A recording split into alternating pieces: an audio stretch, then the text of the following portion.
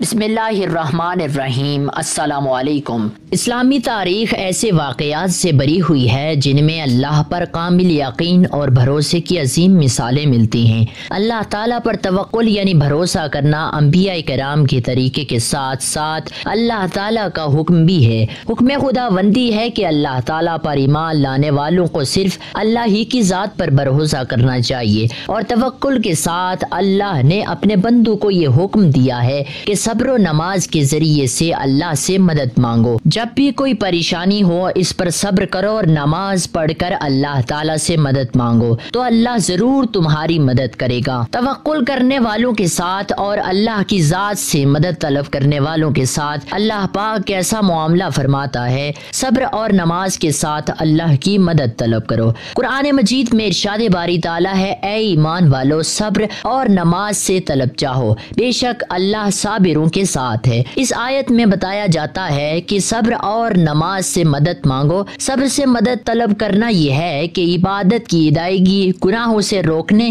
انسانی خواہش کو پورا نہ کرنے پر صبر کیا جائے، اور نماز چونکہ تمام عبادات کی اصل اور اہل ایمان کی معراج ہے اور صبر کرنے میں بہترین معاون ہے، اس لیے اس سے مدد طلب کرنے کا حکم دیا گیا ہے، اور ان دونوں کا بطور خاص اس لیے ذکر کیا گیا ہے کہ بدن پر باطنی اعمال میں سب سے سخت صبر اور ظاہری اعمال میں سب سے مشکل نماز ہے۔ یاد رہے کہ حضور اکرم صلی اللہ علیہ وآلہ وسلم بھی نماز ہی سے اللہ کی مدد چاہتے تھے۔ حضرت حذیفہ رضی اللہ تعالیٰ عنہ ارشاد فرماتے ہیں کہ نبی کریم صلی اللہ علیہ وآلہ وسلم کو جب کوئی سخت مہم پیش آتی تو آپ صلی اللہ علیہ وآلہ وسلم نماز میں مشغول ہو جایا کرتے تھے۔ تو معلوم یہ ہوا کہ کسی بھی پریشانی کی صورت میں مسلمان کا پہلا ہتھیار صبر ہے اور دوسرا ہتھیار نماز ہے۔ اگر مسلمان اپنی پریشانی پر صبر کرے گا اور پھر اللہ سے اس کی مدد کے لیے نماز کا سہارا لے گا تو اللہ ضرور اس کی مدد کرے گا۔ یہ واقعہ ایک عام خاتون کی زندگی کا ہے جو اللہ پر یقین اور توکل کی بہترین مثال پیش کرتا ہے۔ گزشتہ 1.5 سال پہلے میری بہن کا انتقال ہو گیا۔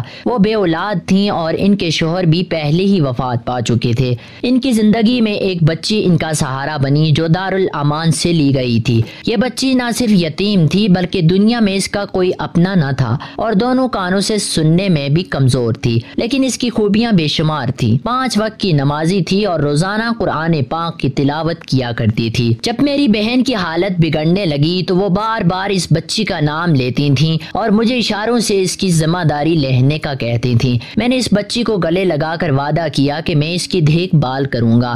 یہ وعدہ میری بہن کو سکون دے گیا اور وہ مطمئن ہو گئیں۔ میری بہن کی وفات کے بعد میں اس بچی کو اپنے ساتھ لے آئی۔ بچی نے نہ صرف میری بہن کی بیماری کے دوران دن رات خدمت کی بلکہ میری زندگی میں بھی خوشیوں کا ذریعہ بن گئی۔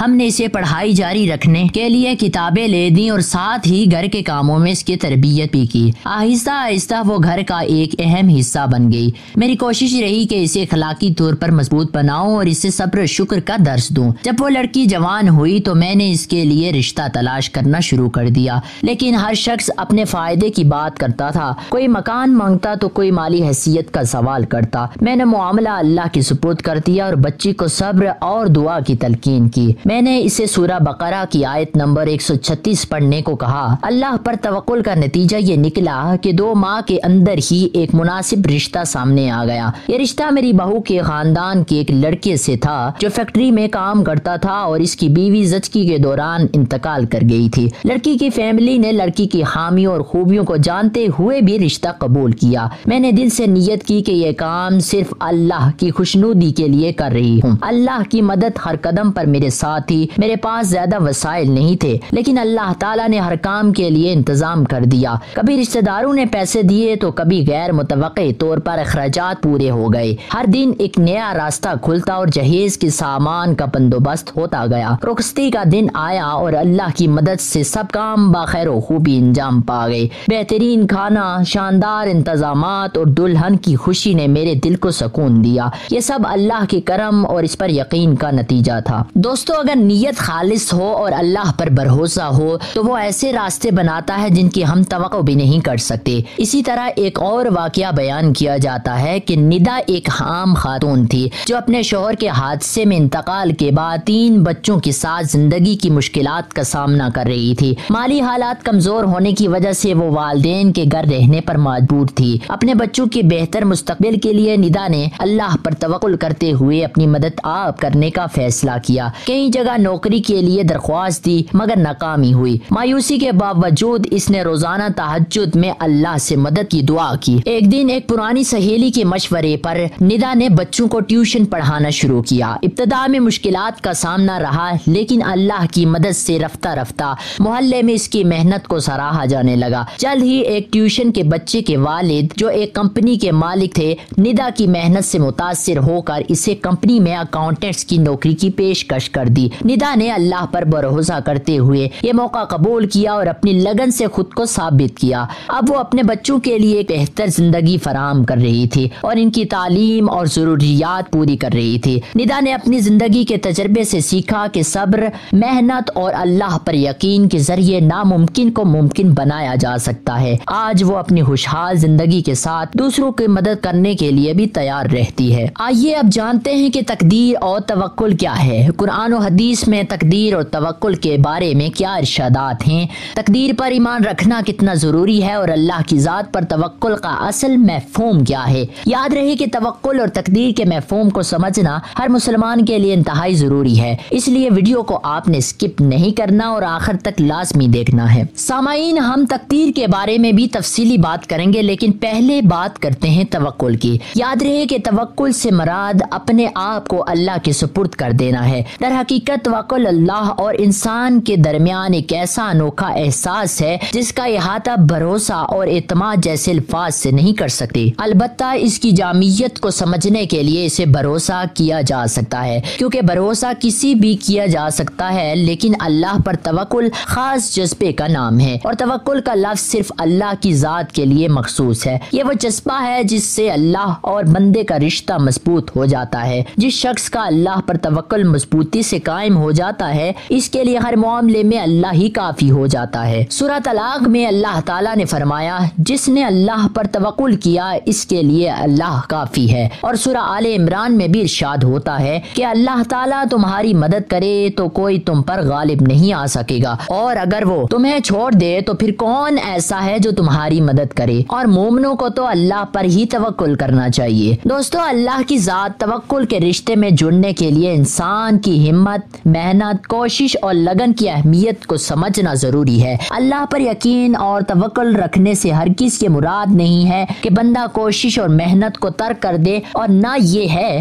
کہ بندہ صرف اپنی محنت اور ہمت کو بروئے کار لاتے ہوئے ہر معاملے میں اسی کو کافی سمجھ بیٹھے۔ انسانی کوشش اور اللہ پر توکل دونوں کا آپس میں چولی دامن کا ساتھ ہے۔ آسان الفاظ میں بیان کیا جائے تو توکل یہ ہے کہ ہر کام کے آغاز میں اللہ پاک سے اس کام کو کرنے کی توفیق و ہمت طلب کی جائے، کیونکہ اللہ کی عطا کردہ توفیق اور ہمت کے بغیر بندہ حقیر اور کم تر ہے۔ جب وہ کام مکمل ہو جائے اور اس میں فتح و کامیابی بھی نصیب ہو جائے تو اس فتح کو محض اپنی محنت سے ہرگز منسوب نہ کیا جائے، بلکہ یہی دلیل رکھی جائے کہ یہ کامیابی اللہ تعالیٰ کی عطا کردہ ہے، اس نے مجھے اس کام کو سر انجام دینے کی ہمت عطا کی اور کامیابی سے ہمکنار کیا۔ وہ جو چاہتا ہے، جس سے چاہتا ہے کام لے لیتا ہے، چاہے وہ کام دینی ہو یا دنیاوی۔ سامعین، اس کے برعکس ایسی صورت میں کہ محنت کے باوجود اس کام میں ناکامی سے دوچار ہونا پڑے تو نا امید ہونے کے بغیر اسے اللہ کی رضا سمجھا جائے، کیونکہ بندے کا کام تو کوشش کرنا ہے، کامیابی دینا یا نہ دینا یہ اللہ کے ہاتھ میں ہے۔ تقدیر اللہ تعالیٰ کی آزمائش ہے اور تدبیر بندے کی کاوش ہے۔ سامعین، یاد رہے کہ جدوجہد کائنات کا اصول ہے، ہمت کرنے والا ہی پہاڑوں کی بلند چوٹیوں پر فتح و کامیابی کے جھنڈے گاڑتا ہے۔ کسان کی محنت سے ہی کھیت میں فصل اگتی ہے۔ اللہ تعالیٰ کی ذات پر توکل کا اظہار اسی صورت میں ممکن ہے کہ بندہ باطن میں خود کو اللہ کے سپرد کر دے اور پوری ہمت اور کوشش کے ساتھ مصروف عمل رہے، نہ کہ ہاتھ پر ہاتھ دھرے بیٹھا رہے کہ اللہ کی جانب سے اس معاملے کا از خود حل ہو جائے گا،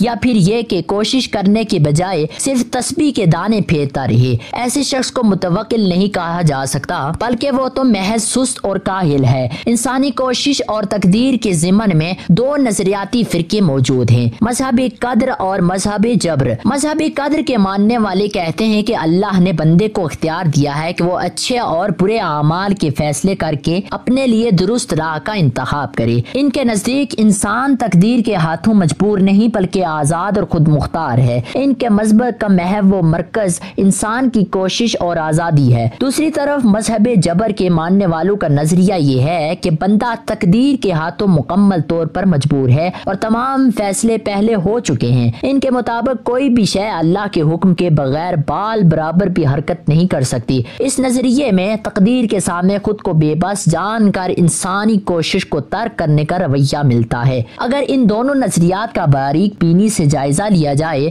تو مذہب قدر میں توکل کا فقدان نظر آتا ہے اور انسانی کوشش اور فیصلہ سازی کو ہی بنیاد بنایا گیا ہے۔ اس کے برعکس جبریہ مسلک میں انسان کو تقدیر کے ہاتھوں مجبور کہہ کر کوشش کو ترک کرنے کا رجحان ملتا ہے۔ ایک مسلک انسانی کوشش کو محور بناتا ہے اور دوسرا کوشش و ہمت کو ترک کر کے تقدیر کے سامنے جھک جانے کو اپنا نظریہ قرار دیتا ہے۔ یہ دونوں نظریات اسلامی تعلیمات کے مطابق درست نہیں ہیں، کیونکہ ایک مسلمان کی زندگی میں ایمان کی بنیاد توکل ہے اور انسان کوشش اللہ تعالیٰ کا پسندیدہ عمل ہے۔ یہ دونوں مسالک انتہا پسندیدیت کی طرف مائل کرتے ہیں، جبکہ دین اسلام میانہ روی کا دین ہے۔ جس طرح انسانی وجود کے دو پہلو ہیں، ایک ظاہر اور دوسرا باطن، اسی طرح ایک مسلمان کے وجود کے بھی دو پہلو ہیں۔ باطن توکل سے عبارت ہے اور ظاہر کوشش و ہمت کا نام ہے۔ یہی امتزاج ایک کامل مسلمان کی شخصیت کو تشکیل دیتا ہے اور یہ دین اسلام کا مطلوبہ رویہ ہے۔ حضرت علی رضی اللہ تعالیٰ عنہ کا قول مبارک ہے کہ ایک شخص نے آپ سے تقدیر کے بارے میں سوال کیا،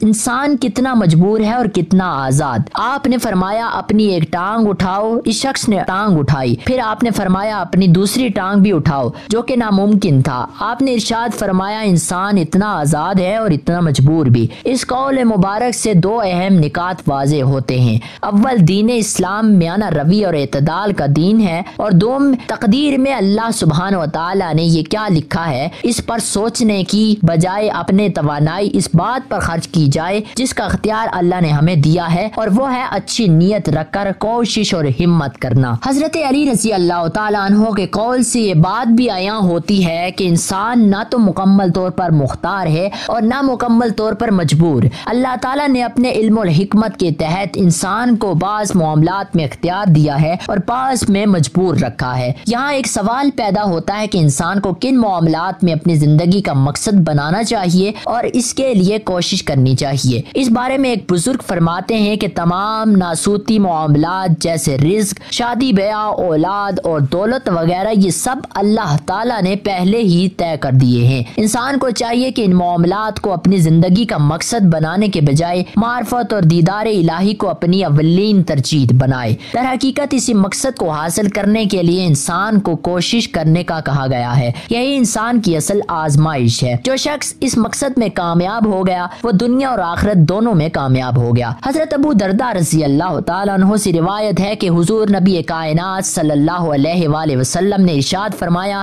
رزق بندے کو اس طرح تلاش کرتا ہے جیسے اس کے موت اسے تلاش کرتی ہے۔ حضرت عمر رضی اللہ تعالیٰ عنہ سے روایت ہے کہ میں نے رسول اللہ صلی اللہ علیہ وآلہ وسلم کو فرماتے سنا، اگر تم اللہ تعالیٰ پر اس طرح توکل کرو جیسے توکل کرنے کا حق ہے تو تمہیں پرندوں کی طرح روزی دی جائے گی۔ اسی طرح حضرت شیخ عبد القادر جیلانی رحمۃ اللہ تعالیٰ علیہ فرماتے ہیں، تو اپنے رزق کے بارے میں فکر نہ کر، کیونکہ رزق جتنا تو اس سے تلاش کرتا ہے اس سے زیادہ وہ تجھے تلاش کرتا ہے۔ جب تجھے آج کے دن کا رزق مل گیا تو کل آنے والے رزق کی فکر نہ کر۔ جس طرح تو گزرے ہوئے دن کو چھوڑ چکا ہے وہ گزر گیا، اسی طرح آنے والے دن کے بارے میں بھی فکر نہ کر، کیونکہ تجھے علم نہیں کہ وہ دن آئے گا یا نہیں آئے گا، اس لیے آج کے دن میں مصروف عمل رہ۔ دوستو، اگر غور کیا جائے تو روزی اور معاش کی فکر میں حلال و حرام کی تمیز بھول جانا ہمارے موجودہ دور کا سب سے بڑا المیہ ہے۔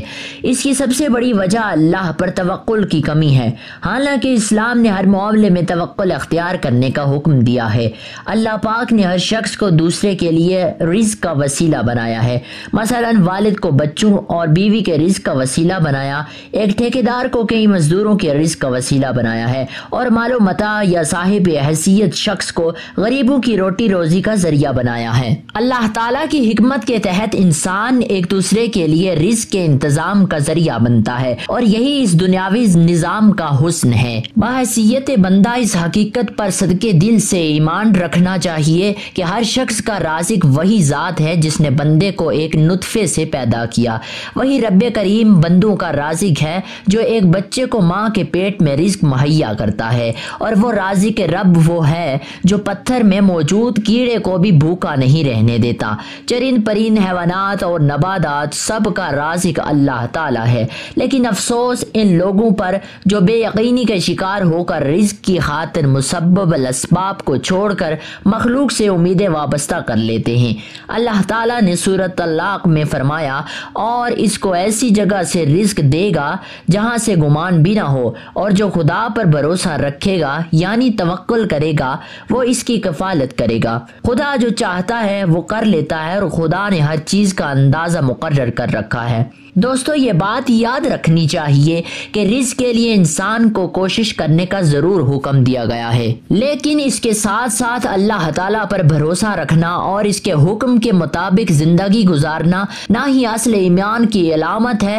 بندے کو یقین ہونا چاہیے کہ رزق کے دروازے اللہ ہی کی طرف سے کھلتے ہیں اور اسی کے حکم سے بند ہوتے ہیں، لیکن اس کے ساتھ ساتھ اللہ تعالیٰ پر بھروسہ رکھنا اور اس کے حکم کے مطابق زندگی گزارنا ہی اصل ایمان کی علامت ہے۔ بندے کو یقین ہونا چاہیے کہ رزق کے دروازے اللہ کی طرف سے ہی کھلتے ہیں اور اسی کے حکم سے ہی بند ہوتے ہیں۔ بیان کیا جاتا ہے کہ ایک مرتبہ امام شافعی رحمۃ اللہ تعالی علیہ نے حضرت امام احمد رحمۃ اللہ تعالی علیہ کو خط لکھا کہ بہت عرصہ ہوا آپ تشریف نہیں لائے، آپ سے ملاقات کو جی چاہتا ہے۔ جواب میں حضرت امام بن حنبل رحمۃ اللہ تعالی علیہ نے فوراً اپنا پروگرام لکھ کر بھیج دیا کہ فلاں دن فلاں تاریخ کو میں آپ کی خدمت میں مصر میں حاضر ہوں گا۔ حضرت امام شافعی رحمۃ اللہ تعالی علیہ نے اپنے گھر والوں کو اور اپنے ملنے جلنے والوں کو اور دوسرے علماء کو ان کے آنے کی اطلاع دی، پھر ان کی دعوت اور ان کے استقبال کا خصوصی اہتمام کیا۔ آپ نے لوگوں سے بتایا کہ اگرچہ وہ میرے شاگرد ہیں مگر وہ ایک بہت بڑے امام ہیں، اللہ تعالیٰ نے ان کو بڑا مرتبہ عطا فرمایا ہے۔ چنانچہ جس دن ان کو پہنچنا تھا اس دن امام شافعی رحمۃ اللہ تعالی علیہ اپنے شاگردوں اور دوسرے علماء کو لے کر ان کے استقبال کے لیے شہر سے باہر تشریف لے گئے۔ اس وقت مصر جو بادشاہ تھے وہ بھی حضرت امام شافعی رحمۃ اللہ تعالی علیہ کے معتقد تھے، وہ بھی امام صاحب کے ساتھ استقبال کے لیے چلے آئے۔ پھر یوں ہوا کہ حضرت امام بن حنبل وقت مقررہ پر پہنچ گئے۔ حضرت امام شافعی نے ان کا بڑا شاندار استقبال کیا اور پھر عزت و احترام کے ساتھ ان کو لے کر گھر پہنچ گئے اور ان کے لیے بہترین کھانے کا انتظام کیا۔ اس زمانے میں عام طور پر اولیاء اللہ اور بزرگوں کی شان یہ تھی کہ وہ کھانا بہت کم کھایا کرتے تھے اور رات بھر اللہ تعالیٰ کی عبادت کیا کرتے تھے۔ جب حضرت امام بن حنبل رحمۃ اللہ تعالی علیہ کھانا کھانے بیٹھے تو دیر تک اس طرح کھانا کھاتے رہے جیسے کئی روز کے بھوکے ہوں۔ باقی لوگ کھانا کھا کر اٹھ گئے مگر وہ کھاتے رہے۔ لوگ بہت حیران ہوئے کہ حضرت امام شافعی رحمۃ اللہ تعالی علیہ نے ان کی تعریف کی تھی کہ یہ بڑے اللہ والے اور بزرگ انسان ہیں، مگر یہ تو خوب پیٹ بھر کر کھانا کھا رہے ہیں۔ لوگوں میں اور گھر والوں میں ان کے بارے میں چمگوئیاں ہونے لگیں لیکن کوئی کچھ نہ بولا۔ پھر جس کمرے میں حضرت امام بن حنبل رحمۃ اللہ تعالی علیہ کے لیے رات کے وقت آرام کرنے کا انتظام کیا گیا تھا، اس کمرے میں حضرت امام شافعی رحمۃ اللہ تعالی علیہ کی بچیوں نے ایک مصلی بچھا دیا، مسواک رکھ دی، استنجے کے لیے ڈھیلے اور پانی رکھ دیا اور وضو کے لیے لوٹا بھی لا کر رکھ دیا تاکہ جب وہ رات کو تہجد کے لیے اٹھیں تو انہیں کسی قسم کی کوئی پریشانی نہ ہو۔ اور اس زمانے میں رات کو تہجد کے لیے اٹھنا ایک عام معمول تھا۔ اللہ تعالیٰ بچائے کہ آج ہمارے زمانے میں یہ افسوسناک ماحول ہو گیا ہے کہ صبح 8 بجے اور 9 بجے اٹھنا ہمارا عام معمول بن چکا ہے اور کئی لوگ تو اس سے بھی تاخیر سے اٹھتے ہیں، اور جو علماء اور صالح لوگ تھے وہ تو رات بھر عبادت کیا کرتے تھے۔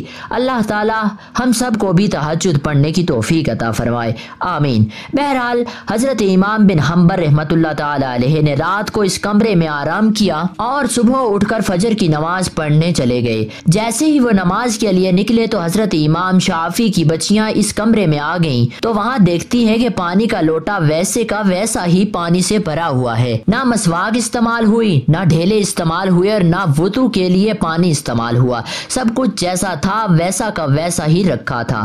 اب ان کے دل میں یہ شبہ ہوا کہ شاید رات کو چونکہ زیادہ کھا لیا تھا اس لیے تہجد کے لیے آنکھ نہیں کھلی ہوگی۔ جبکہ فجر کی نماز پڑھ کر حضرت امام بن حنبل رحمۃ اللہ تعالی علیہ تشریف لائے تو گھر والوں نے حضرت امام شافعی سے کہا کہ آپ نے فرمایا تھا کہ وہ تو بہت بڑے اللہ کے بزرگ بندے ہیں، مگر رات کو انہوں نے کھانا بھی خوب کھایا۔ رات کو ہم نے ان کو وضو اور استنجے کے لیے پانی اور ڈھیلے رکھے تھے، وہ بھی استعمال نہیں ہوئے۔ معلوم ہوا کہ رات کو تہجد کی نماز بھی نہیں پڑھی۔ اب حضرت امام شافعی رحمۃ اللہ تعالی علیہ کو بھی تشویش ہوئی، لہٰذا انہوں نے حضرت امام بن حنبل رحمۃ اللہ تعالی علیہ کو بلایا اور تنہائی میں لے جا کر ان سے پوچھا کہ اس طرح کی باتیں سننے میں آ رہی ہیں کہ آپ نے کھانا بھی غیر معمولی طور پر کچھ زیادہ کھایا اور جس کمرے میں آپ کے لیے سونے کا انتظام کیا گیا تھا اس کمرے میں آخری شب میں استعمال کے لیے جو چیزیں رکھی گئی تھیں وہ بھی استعمال میں نہیں آئیں۔ کیا بات ہوئی؟ آپ پہلے تو ایسے نہیں تھے، کیا یہاں سے جانے کے بعد آپ کے مزاج میں کچھ تبدیلی آ گئی ہے؟ حضرت امام بن حنبل رحمۃ اللہ تعالی علیہ نے فرمایا کہ حضرت میرے بارے میں جو باتیں ہو رہی ہیں وہ درست نہیں ہیں، بلکہ بات کچھ اور ہے۔ بات دراصل یہ ہے کہ میں جس وقت کھانا کھانے کے لیے آپ کے دسترخوان پر پہنچا اور جس وقت میں نے اس کمرے میں قدم رکھا تو میں نے دیکھا کہ اس کھانے کے حلال اور طیب ہونے کی وجہ سے وہ کمرہ نور سے چکو چوند ہو رہا تھا، اور یہ دیکھا کہ آسمان سے لے کر اس دسترخوان تک انوار کی بارش ہو رہی ہے۔ جب میں نے یہ صورتحال دیکھی تو میں نے سوچا کہ شاید اس سے زیادہ حلال اور طیب کھانا مجھے زندگی میں نہیں ملے گا، لہٰذا جتنا بھی زیادہ سے زیادہ اس کو کھایا جا سکتا ہے کھا لیا جائے، اس لیے کہ اس کھانے کا ذرہ ذرہ ایمان کو اور دل کو روشن کرنے والا ہے۔ اس لیے مجھ سے جتنا زیادہ سے زیادہ کھانا کھایا جا سکتا تھا میں نے کھا لیا، اور میں نے یہ نہیں دیکھا کہ کون کتنا کھا رہا ہے اور کون میرے بارے میں کیا سوچ رہا ہے۔ جہاں تک مجھ میں کھانے کی سکت تھی میں کھاتا گیا، اور پھر حلال کھانے سے بدہضمی بھی نہیں ہوتی بلکہ وہ سریع الہضم ہو جاتا ہے اور اندر جا کر جزو بدن ہو جاتا ہے اور روح کو منور کرنے کا ذریعہ بن جاتا ہے۔ الحمدللہ میں نے اس کا اثر محسوس کیا، کیونکہ کھانا کھانے کے بعد نہ تو مجھے بدہضمی ہوئی اور نہ مجھے کوئی تکلیف ہوئی۔ پھر کھانا کھانے کے بعد عشاء کی نماز سے فارغ ہو کر جب میں اس کمرے میں پہنچا جہاں آپ نے میرے لیے آرام کا انتظام کیا تھا، وہاں جا کر تو میری حالت ہی بدلی ہوئی تھی اور سونے کو اور آرام کرنے کو میری طبیعت چاہ ہی نہیں رہی تھی۔ اگرچہ میں سفر کر کے آیا تھا مگر اس کھانے میں اتنی غذائیت اور توانائی تھی کہ میری تھکان بھی ختم ہو گئی اور سستی بھی جاتی رہی، اور جب میں سونے کے لیے لیٹا تو مجھے نیند نہ آئی، لہٰذا میں لیٹا رہا اور لیٹے لیٹے قرآن و حدیث میں غور کرتا رہا، حتیٰ کہ پوری رات غور و فکر کرتے ہوئے گزر گئی، اور اسی رات میں نے قرآن و حدیث سے 100 مسائل کا حل تلاش کر لیا، اور وہ مسائل ایسے تھے جو اس سے پہلے کبھی میرے ذہن میں نہ آئے ہوں اور نہ ان کی طرف میرا کبھی خیال گیا ہو۔ لہٰذا جب آج کی رات میں نے غور کیا تو مجھے ایسا محسوس ہوا کہ قرآن و حدیث کے علوم اور اثرات میرے سامنے کھلے ہوئے ہیں۔ تمام مسائل کی تفصیل اور جوابات میرے ذہن میں آتے چلے جا رہے تھے، اور صبح تک میں مسائل کا حل جانچتا رہا۔ اسی حالت میں صبح ہو گئی۔ یہ سب آپ کے کھانے کا اثر تھا جو رات بھر میں نے محسوس کیا، اسی لیے تہجد کے وقت نہ تو لوٹا استعمال کرنے کی ضرورت پیش آئی اور نہ مسواک کرنے کی ضرورت پیش آئی، اور وہی عشاء کا وضو میرے لیے فجر میں کام آیا۔ یہ سن کر حضرت امام شافعی رحمۃ اللہ تعالی علیہ نے پھر اپنے گھر والوں کو حقیقت حال بتائی۔ جو لوگ ان کے بارے میں غلط قسم کی باتیں کر رہے تھے ان سے کہا کہ تم نے ان کی شان میں گستاخی کی ہے، لہٰذا ان سے معافی مانگو۔ خدا کی بندگی و اطاعت میں رزق حلال کی بڑی بنیادی حیثیت ہے کہ تقوی و خوف خدا کا سب سے اہم پہلو اللہ تعالیٰ کی نافرمانی سے بچنا ہے، اور نافرمانی کے کاموں میں رزق حرام نہایت شدید اور گھناؤنا ہے۔ افسوس کہ لوگ حلال و حرام کمائی کا خیال کرنے میں بہت ہی بے پرواہ ہو چکے ہیں، اور حدیث میں بیان کردہ زمانے کے آثار نظر آتے ہیں کہ لوگوں پر ایک ایسا زمانہ بھی آئے گا جب آدمی آدمی یہ پرواہ نہیں کرے گا کہ وہ جو کچھ حاصل کر رہا ہے وہ حلال سے ہے یا حرام سے۔ حلال کمانے کی بہت فضیلت ہے، رزق حلال کھانے والا جنتی ہے۔ چنانچہ نبی کریم صلی اللہ علیہ وآلہ وسلم نے فرمایا، جو شخص پاکیزہ یعنی حلال چیز کھائے اور سنت کے مطابق عمل کرے اور لوگ اس کے شر سے محفوظ رہیں تو وہ جنت میں داخل ہوگا۔ اللہ تعالیٰ فرماتا ہے کہ انسان کے لیے وہی کچھ ہے جس کے لیے وہ کوشش کرتا ہے، لہٰذا رزق حاصل کرنے کے لیے کوشش کرنا اور خواہشات نفس کی پیروی کرنا میں بہت فرق ہے۔ خواہشات نفس کا غلام بن جانا اور حلال کمائی کے لیے تگ و دو کرنا مختلف عمل ہیں۔ اللہ تعالیٰ نے سورہ جاسیہ میں فرمایا، اے محمد صلی اللہ علیہ وآلہ وسلم، آپ نے ایسے شخص کو دیکھا ہے جس نے اپنی خواہشات کو معبود بنا لیا ہے۔ اللہ پاک ہم سب کو رزق حلال کمانے اور کھانے کی توفیق عطا فرمائے، آمین۔ دوستو، اگر ہم مسئلہ تقدیر اور توکل کو دیکھیں تو عام دنیا کے لوگ اس میں بڑی پریشانی میں مبتلا پائے جاتے ہیں۔ کچھ بے دین لوگ تو وہ ہیں جو سرے سے ہی تقدیر اور توکل کے قائل ہی نہیں اور مادی اسباب کو ہی خدا مان لیتے ہیں۔ کچھ لوگ ایسے بھی ہیں جو تقدیر اور توکل کو اپنی کم ہمتی اور بیکاری کا بہانہ بنا لیتے ہیں۔ تو چلیے ہم آپ کو مسئلہ تقدیر کو سمجھنے کے لیے صحیح سے چند احادیث بتاتے ہیں جن میں سے اس مسئلے کی تشریح موجود ہے۔ ان احادیث کو آپ نے غور سے سننا ہے تاکہ تقدیر اور توکل کے مسئلے کی سمجھ آ سکے۔ پیارے دوستو، صحیح بخاری جلد 2 حدیث نمبر 443 میں حضرت عبداللہ رضی اللہ تعالیٰ عنہ سے روایت ہے کہ رسول اللہ صلی اللہ علیہ وآلہ وسلم نے فرمایا، تم میں سے ہر ایک کی پیدائش ماں کے پیٹ میں پوری کی جاتی ہے، 40 دن تک نطفہ رہتا ہے، پھر اتنے ہی دنوں تک مرغا گوشت رہتا ہے، پھر اللہ تعالیٰ ایک فرشتے کو 4 باتوں کا حکم دے کر بھیجتا ہے اور اسے کہا جاتا ہے کہ اس کا عمل، اس کا رزق اور اس کی عمر لکھ دے، اور یہ بھی لکھ دے کہ وہ بدبخت یعنی جہنمی ہے یا نیک بخت یعنی جنتی ہے، پھر اس میں روح پھونک دی جاتی ہے۔ بے شک تم میں سے ایک آدمی ایسا عمل کرتا ہے کہ اس کے اور جنت کے درمیان صرف ایک گرد کا فاصلہ رہ جاتا ہے اور تقدیر غالب آ جاتی ہے اور وہ دوشیوں کے عمل کرنے لگتا ہے، اور ایک آدمی ایسا عمل کرتا ہے کہ اس کے اور دوزخ کے درمیان صرف ایک گرد کا فاصلہ رہ جاتا ہے کہ اتنے میں تقدیر الہی غالب آ جاتی ہے اور وہ اہل جنت کے کام کرنے لگتا ہے۔ پھر دوستو، جو آیت آپ نے تھوڑی دیر پہلے ملاحظہ کی، اس میں بھی کتاب کا ذکر ہو چکا ہے کہ ہر انسان کے پیدا ہونے سے پہلے ہی کچھ چیزیں لکھ دی جاتی ہیں اور یہی کتاب کا لکھا دراصل تقدیر ہے۔ صحیح بخاری جلد 2 حدیث نمبر 561 میں حضرت عبداللہ رضی اللہ تعالیٰ عنہ سے روایت کرتے ہیں کہ رسول اللہ صلی اللہ علیہ وآلہ وسلم نے فرمایا، تم میں سے ایک کی پیدائش 40 دن تک اس کی ماں کے پیٹ میں مکمل ہوتی ہے، پھر 40 دن میں نطفہ خون بستہ بن جاتا ہے، پھر اتنی ہی مدت میں وہ مرغہ گوشت بن جاتا ہے، پھر اللہ ایک فرشتے کو 4 باتوں کا حکم دے کر بھیجتا ہے اور وہ اس کا عمل، اس کی موت، اس کا رزق اور یہ بھی لکھ دے کر کہ وہ بدبخت یعنی جہنمی ہے یعنی نیک بخت یعنی جنتی ہے، پھر اس میں روح پھونک دی جاتی ہے۔ ایک آدمی دوزخیوں جیسا عمل کرتا ہے حتیٰ کہ اس کے اور دوزخ کے درمیان صرف ایک گرد کا فاصلہ رہ جاتا ہے تو فوراً اس کا تقدیر بدلنے کا عمل آگے بڑھتا ہے اور وہ اہل جنت کے عمل کرنے لگتا ہے اور جنت میں داخل ہو جاتا ہے۔ اور ایک آدمی اہل جنت کے عمل کرتا ہے حتیٰ کہ اس کے اور جنت کے درمیان صرف ایک گرد کا فاصلہ رہ جاتا ہے کہ اس کی تقدیر آگے بڑھتی ہے اور وہ دوزخیوں جیسے عمل کرنے لگتا ہے اور دوزخ میں چلا جاتا ہے۔ اسی طرح جامعہ ترمذی جلد 2 حدیث نمبر 25 میں بھی حضرت عمر بن خطاب رضی اللہ تعالیٰ عنہ سے روایت ہے کہ وہ کہتے ہیں کہ رسول اللہ صلی اللہ علیہ وآلہ وسلم نے ارشاد فرمایا، اگر تم اللہ پر اس طرح بھروسہ کرو جس طرح توکل کرنے کا حق ہے تو وہ تمہیں اس طرح رزق دے گا جس طرح پرندوں کو رزق دیتا ہے، صبح کو وہ بھوکے نکلتے ہیں اور شام کو پیٹ بھر کر واپس آتے ہیں۔ معزز سامعین، چونکہ اللہ تعالیٰ نے انسان کی تقدیر لکھ دی ہے، اس لیے ہمارا دین ہمیں صبر اور اللہ پر توکل کی تلقین کرتا ہے، اور صبر کرنے والوں اور توکل کرنے والوں کے بارے میں فرمایا کہ اللہ ان کو پسند پسند کرتا ہے اور ان کی مدد بھی فرماتا ہے۔ یاد رہے کہ ایسے ہی لوگ کامیاب ہیں جو اللہ کے دیے ہوئے رزق پر راضی رہتے ہیں اور اللہ کے لکھے ہوئے پر قناعت کرتے ہیں۔ جامع ترمذی جلد دوم حدیث نمبر 229 میں حضرت عبداللہ بن عمر رضی اللہ تعالیٰ عنہ کہتے ہیں کہ رسول اللہ صلی اللہ علیہ وآلہ وسلم نے فرمایا، جو شخص اسلام لائے اور اسے کفایت کے مطابق رزق عطا کیا گیا جس پر اللہ تعالیٰ نے اسے قناعت دی تو وہ شخص کامیاب ہو گیا۔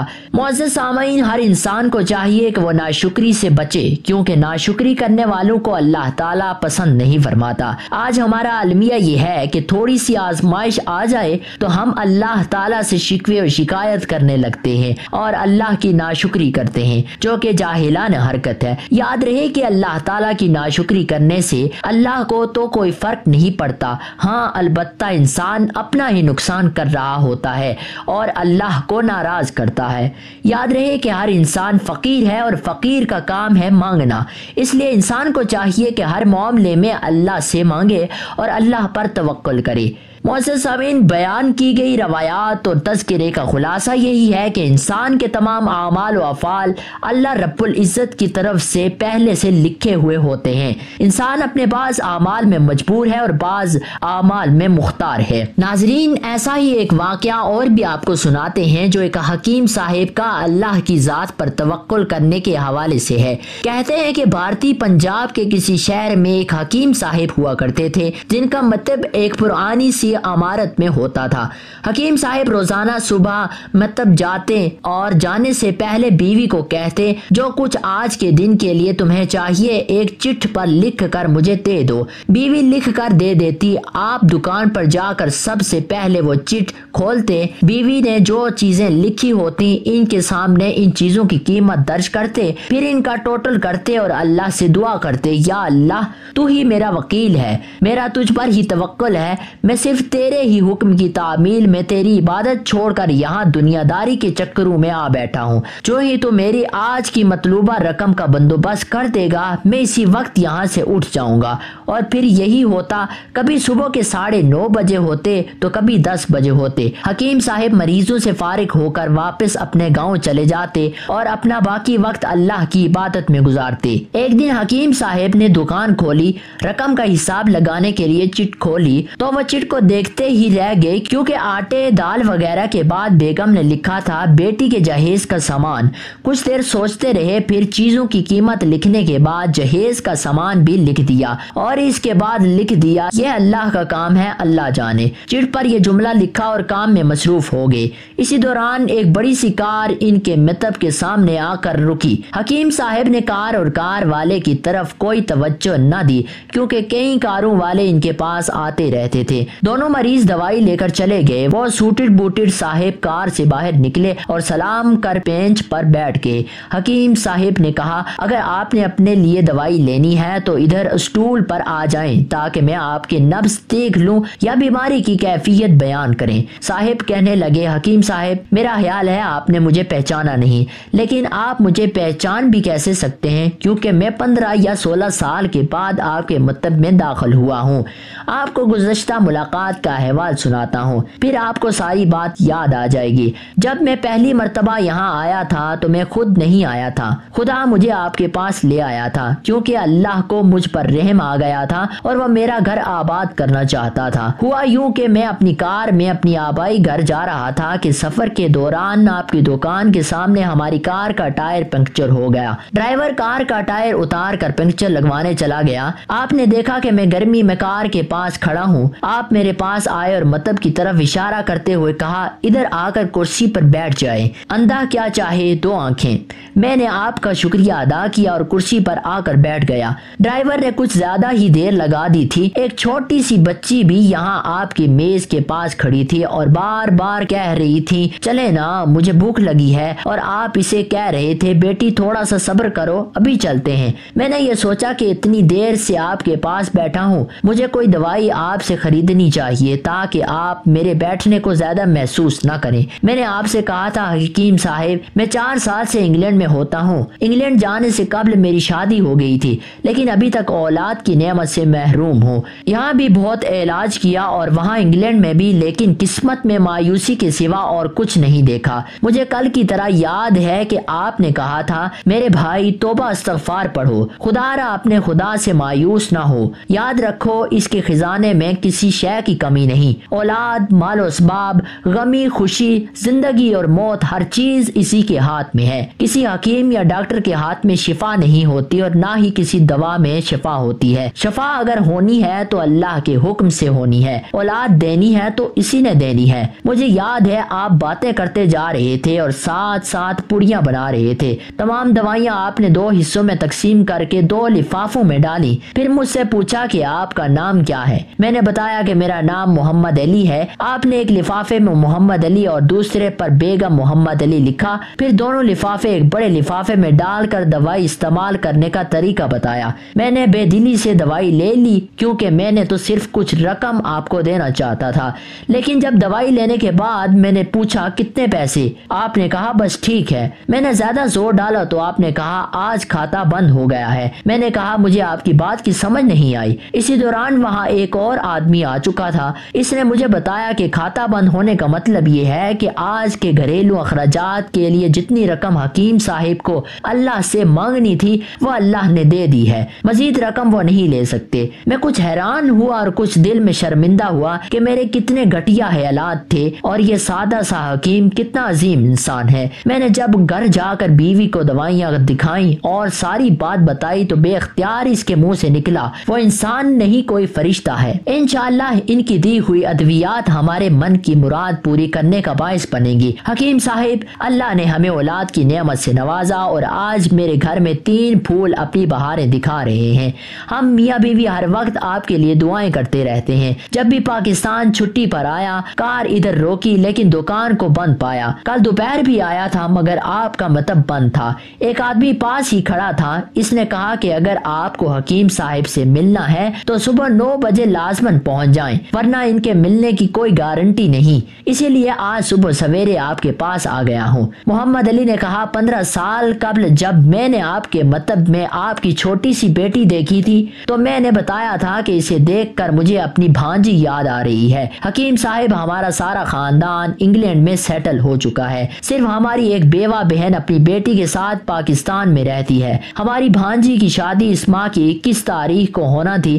بھانجی کی شادی کا سارا خرچ میں نے اپنے ذمے لیا تھا۔ 10 دن قبل اسی کار میں اسے لاہور اپنے رشتہ داروں کے پاس بھیجا تاکہ شادی کے لیے اپنی مرضی سے جو چیز چاہے خریدے، لیکن لاہور پہنچتے ہی اسے بخار ہو گیا۔ اس نے کسی کو نہ بتایا اور بخار کی گولیاں جیسے ہی ڈسپرین وغیرہ کھا کر بازاروں میں پھرتی رہی۔ بازار میں پھرتے پھرتے اچانک بے ہوش ہو کر گر گئی۔ وہاں سے اسے ہسپتال لے جایا گیا جہاں معلوم ہوا کہ اسے 104 ڈگری بخار ہے اور یہ گردن توڑ بخار ہے۔ وہ بے ہوشی کے عالم میں ہی اس جہان فانی سے کوچ کر گئی۔ محمد علی کی آواز بھر آ گئی۔ اس کے فوت ہونے کے بعد نہ جانے کیوں مجھے اور میری بیوی کو آپ کی بیٹی کا خیال آیا۔ ہم میاں بیوی اور ہماری پوری فیملی نے فیصلہ کیا ہے کہ ہم اپنی بھانجی کا تمام جہیز اور دیگر سامان آپ کے ہاں پہنچا دیں گے۔ اگر شادی جلد ہے تو اس کا بندوبست خود کریں گے اور اگر کچھ وقت ہے تو تمام اخراجات کے لیے رقم آپ کو نقد دے دیں گے۔ آپ نے انکار نہیں کرنا، آپ صرف اپنا گھر دکھا دیں تاکہ سامان کا ٹرک وہاں پہنچایا جا سکے۔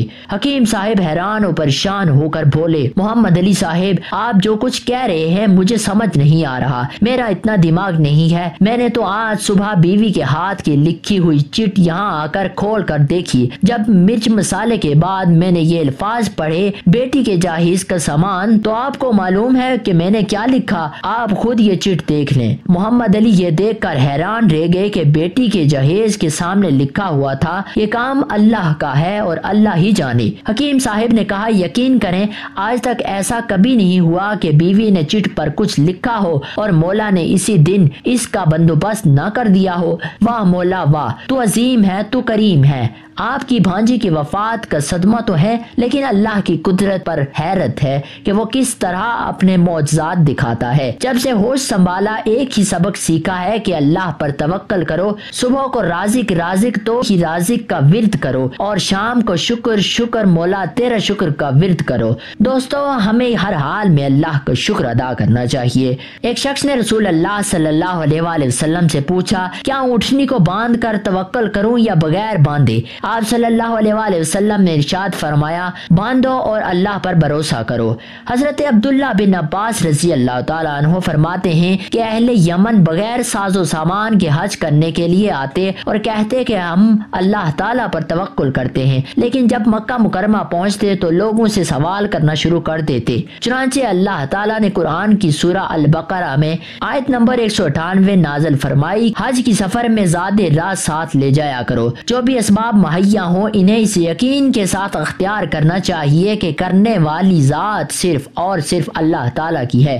حضرت ایوب علیہ السلام نے جب اپنی طویل بیماری کے بعد اللہ تعالیٰ سے شفا یابی کے لیے دعا فرمائی تو اللہ تعالیٰ نے حضرت ایوب علیہ السلام کو حکم دیا کہ وہ اپنے پیر کو زمین پر مارے۔ اب غور کرنے کی بات ہے کہ کیا ایک شخص کا زمین پر پیر مارنا اس کے 20 سال کی بیماری کی شفا یابی کا علاج ہے؟ نہیں، لیکن انہوں نے اللہ کے حکم سے یہ کمزور سبب اختیار کیا جس کے ذریعے اللہ تعالیٰ نے اپنی قدرت سے ان کے زمین پر پیر مارنے سے پانی کا ایسا چشمہ جاری کر دیا جس سے غسل کرنے پر حضرت ایوب علیہ السلام کی 20 سال کے بدن کی متعدد بیماریاں ختم ہو گئیں۔ حضرت ایوب علیہ السلام کے اس واقعے سے ہمیں متعدد سبق ملے۔ دو اہم سبق یہ ہیں۔ پہلا سبق یہ ہے کہ اللہ تعالیٰ اپنے ارادے سے بھی حضرت ایوب علیہ السلام کو شفا دے سکتے تھے، مگر دنیا کے دارالاسباب ہونے کی وجہ سے حضرت ایوب علیہ السلام کو حکم دیا گیا وہ کچھ حرکت کریں، یعنی کم از کم اپنے پیر کو زمین پر ماریں۔ دوسرا سبق یہ ہے کہ جو بھی اسباب مہیا ہوں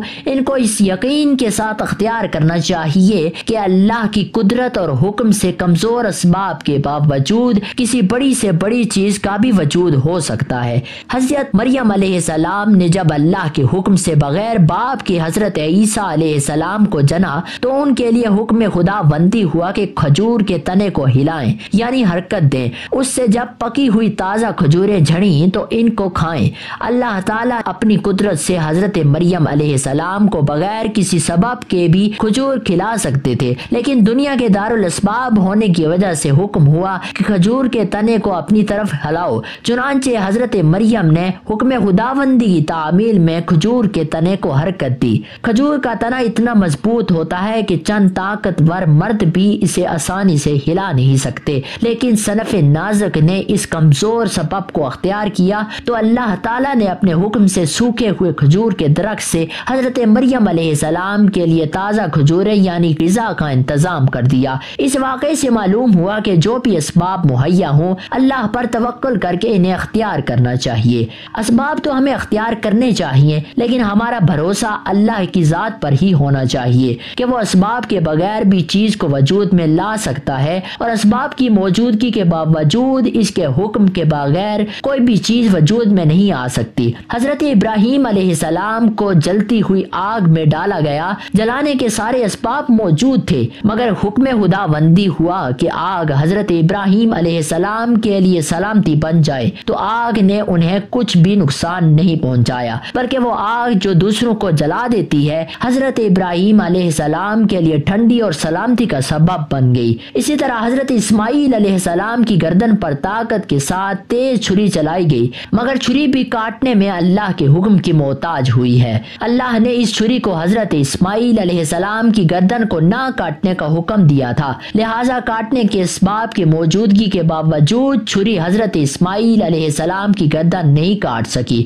اسباب و ذرائع اور وسائل کا استعمال کرنا منشاء شریعت اور حکم الہی ہے۔ حضور اکرم صلی اللہ علیہ وآلہ وسلم نے اسباب و وسائل کو اختیار بھی فرمایا اور اس کا حکم بھی دیا ہے۔ ہوا لڑائی ہو یا کاروبار، ہر کام میں حسب استطاعت اسباب کا اختیار کرنا ضروری ہے، لہٰذا جائز و حلال طریقہ پر اسباب و وسائل کو اختیار کرنا، پھر اللہ کی ذات پر کامل یقین کرنا توکل علی اللہ کی روح ہے۔ اگر توکل علی اللہ کا مطلب یہ ہوتا کہ صرف اللہ کی مدد و نصرت پر یقین کر کے بیٹھ جائیں تو سب سے پہلے قیامت تک آنے والے انس و جن کی نبی حضرت محمد صلی اللہ علیہ وآلہ وسلم اس پر عمل کرتے، حالانکہ آپ نے ایسا نہیں کیا اور نہ قرآن کریم میں اللہ تعالیٰ نے ایسا کرنے کا کوئی حکم دیا، بلکہ دشمنوں کے مقابلے مقابلے کے لیے پہلے پوری تیاری کرنے کی تاکید فرمائی۔ اسی لیے ہمیں چاہیے کہ محنت کے ساتھ ساتھ اللہ پر توکل کریں۔ ہم امید کرتے ہیں کہ آپ کو ہماری آج کی یہ ویڈیو اچھی لگی ہوگی۔ ویڈیو پسند آئے تو ہمارے چینل کو سبسکرائب کریں اور کمنٹ میں اپنی رائے کا اظہار ضرور کریں۔ اللہ پاک سے دعا ہے کہ ہم سب کو اللہ پاک اپنے حفظ و امان میں رکھے۔